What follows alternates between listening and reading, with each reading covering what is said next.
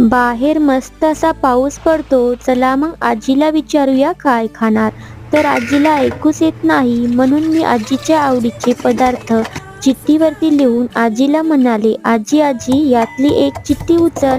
आजी म्हणाली, अगं काय आहे ते तर सांग. मी म्हणाले, कळेल लवकरच. तर बटाटा उकडेपर्यंत लसूण मिरची वाटून घेऊ. मिक्सरच्या भांड्यामध्ये कोथिंबीर, मिरची, मीठ, हिरवी चटणी तयार आहे. नंतर कढईमध्ये तेल, जिरे, मोहरी, ठेचा, उकळलेला बटाटा, हळद, मीठ, कोथिंबीर, बॉल बनवून घेऊ. बेसन, त्यामध्ये मीठ, पाणी टाकून बेटर बनवलं आणि गरम तेलात बुंदीसारखं पाडून घेतलं आणि चटणी बनवून घेतली. गरम गरम तेलात बटाटा वडे तळून घेऊ. बघा मस्त असा वडापाव तयार आहे.